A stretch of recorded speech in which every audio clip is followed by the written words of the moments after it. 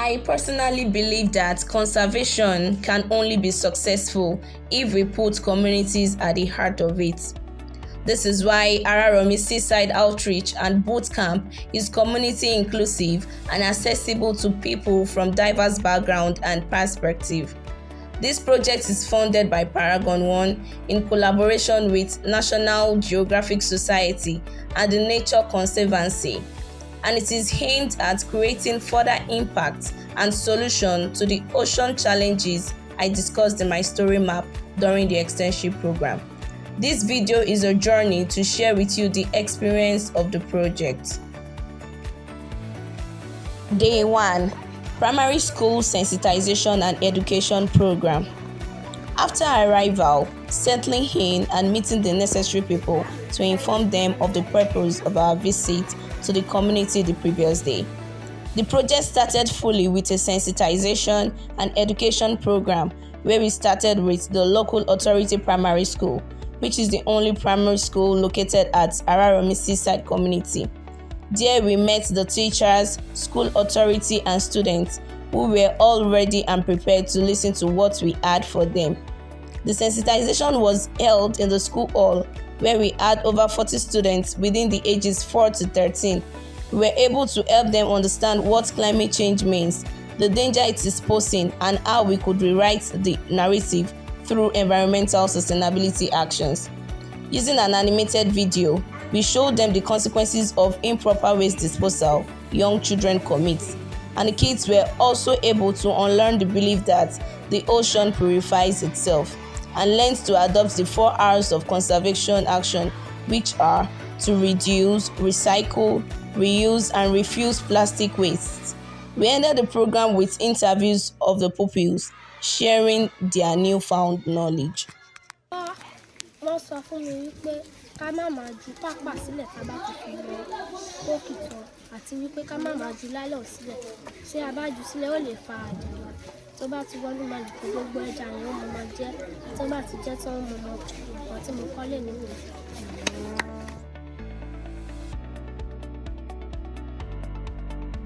Day 2. Secondary School Sensitization and Education Program. The second day was no less interesting than the first. The project for the second day was a sensitization program for the community grammar school, which is the only secondary school in the community. We arrived at the community grammar school where we met with the teachers and students, and we had the opportunity to select 7 interested students from each classes. At the end of our selection, we had about 49 selected students. This was done because of the large population and to empower young people to stand up and speak up for their environment.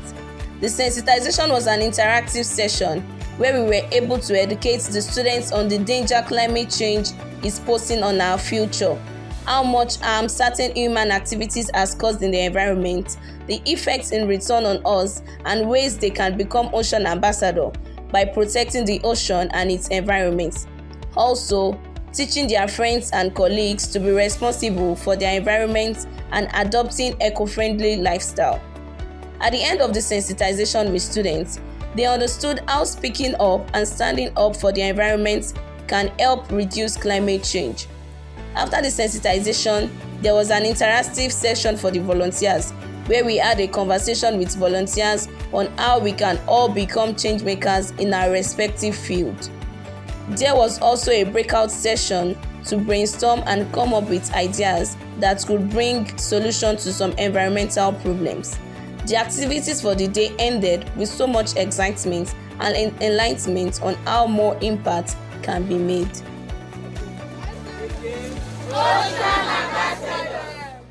Day 3.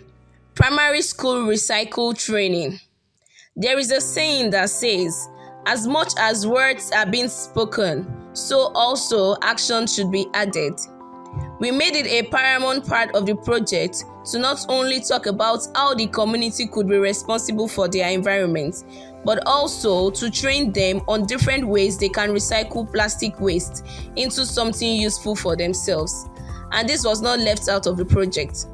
On the third day, we had a recycle training for the pupils at the local authority primary school. This recycle training was done in partnership with Elom Greening, an organization that is aimed at turning waste to wealth. The session started with organizing the students in the school hall to train the pupils on how they can utilize plastic bottles to make beautiful artworks. The training was an inclusive one that fostered their interest to participate in making alphabetical calendar and wall art with PET bottle covers. They were also taught how to make pencil cases with PET bottle, and the training session was filled with so much fun for both the young kids and volunteers, leaving everyone with memories and the pupils with a wall art, reminding them to love and protect the earth. Having equipped the young pupils with the necessary information and skill to become future change makers, we presented the school with an award of participation in appreciation of their warm welcome. Day 4. Not leaving the community grammar school out. The fourth day was a training session for the students in the school, where they were taught how they could explore their creativity while protecting the environment. The training session was a demonstration of the construction of a stool made out of PET bottles, particle board, and fabric that were gathered by the students. The training was an enlightening one for the students because they realized how much it could be done with non-biodegradable waste and how it could become a source of income for them, which would reduce the rate of overfishing in the community, since fishing is the main source of income in the community. The training was a very interactive one, where the students interested in the training were taking notes and actively participating in every process involved in recycling waste into a stool. We also donated a PET bottle collector to the school to encourage the collection of PET bottles while reducing the improper plastic disposal around the community. At the end of the training, the stool made and an award of participation was presented to the school for the privilege they gave us to educate and train their students.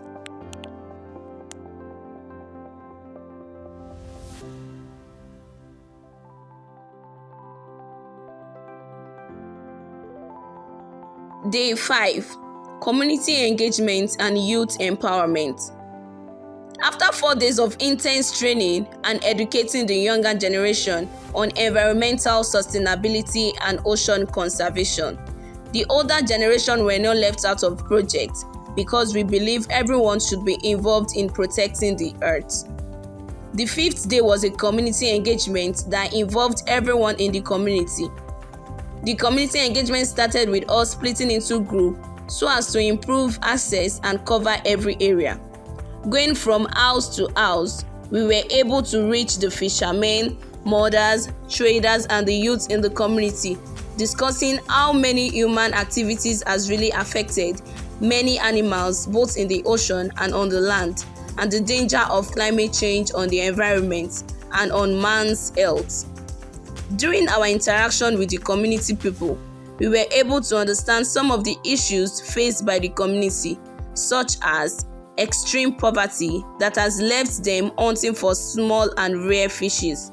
They also talked about how the foreign fishing companies made use of trawlers with small mesh catching small fishes that are sometimes left to die. After the sensitization, they were excited to learn new ways to treat the environment better. Later that evening, we had a recycle training for the youth in the communities within ages 18 to 35 to train them on how they can turn non-biodegradable waste like tires, old fabrics, and wood waste into chairs, which could serve as a source of income for them. The training was an interesting and interactive one for the youth, who decided at the end of the training to make more furniture from waste at the beach in the community. After the training, we awarded the king of the community with an award of appreciation for the privilege and access to the community. This was a busy day for everyone. We all got back home tired, but we were happy to achieve the goal of the day. The 6th day of the project was a memorable one for us, and it was our last day of activity for the project. We started the day with a walk to the King's Palace to present another PET bottle collector to the community, to reduce improper plastic disposal in the community and at the seashore. After presenting the PET bottle collector, we had a long walk down to the beach because the route to the beach was bad.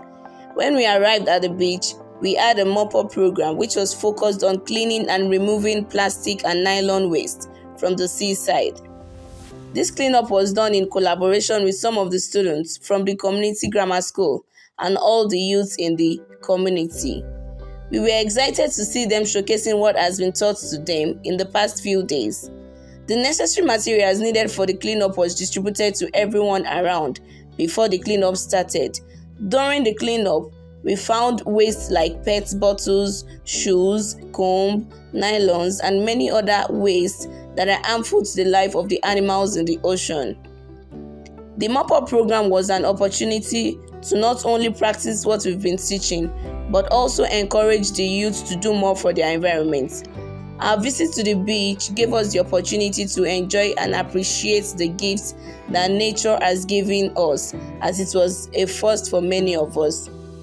At the end of the mop-up program, we all had a great time taking pictures to document our experiences and enjoying the waves and peaceful and relaxing feeling at the seaside, which brought us to the end of Araromi Seaside Community Outreach and Bootcamp, and a start of a new relationship between Araromi dweller and environment and the will to protect the earth. Through the Araromi Seaside Outreach and Bootcamp, we were able to 1. Educate and sensitize the several stakeholders within the community, which included primary and secondary school students, youth, fishermen, community leaders, and residents. 2. We also trained 100 young people, which consisted students and youth, on how to recycle plastic waste, tires, and ocean debris into marketable products. 3. We donated 2 recycle bins for the collection of plastic bottles to the community. 4. We gave an award of appreciation and participation to the community king, primary school head teacher, and secondary school principal. 5. We cleaned up the seashore and community residents through community engagement. 6. Online video documentary to attract the attention of government officials, reporters, and more NGOs and conservation organizations for support. All of this was achieved at the end of the 7 days outreach and bootcamp, and we also look forward to applying for more seed funds in the future to sustain and continue the impact of what we have started in Araromi Seaside community, and also extend these to other coastal communities in Ondo State, Nigeria. Araromi Beach is a very, very big place, and it's so amazing. Araromi community as a whole, the people are so accommodating and they really want changes here. This is quite different from the way beaches are in Lagos. Those in Lagos are developed for tourism activities, but come here, there's nothing like that, just for fishing activities alone. So I think this place should also be developed for tourism activities so as to boost the economy of this place, instead of them depending on fishing alone. So one of the things we've identified is that at the ocean we have several trawlers from foreign lands that are fishing in their ocean, and they have told us that most of these trawlers are using tiny nets to fish, which has caused about diversity loss in their ocean. But currently we have done our best to educate and sensitize these people on best ways they can protect the environment, and we are very glad to be a part of this program. We are very impressed with the acceptance and the impact we have made in Araromi Seaside. We are hoping the government can make legislations that can, hinder all of these trawlers from harvesting small fishes in the ocean. And we are very, very glad for the support and the sponsor we have been receiving from everyone, especially Paragon One in collaboration with the Nation Conservancy and National Geographic Society. Thank you so much for making this project a success, and we love you. With great honor and feeling of fulfillment, the seed fund provided for the project was maximized and the result was great. Thanks to Paragon One in collaboration with National Geographic Society and the Nature Conservancy for the fund, support, and guidance provided during the project. The journey to Araromi is one I would describe as impactful for both the volunteers and the dwellers of Araromi to become advocates for conservation.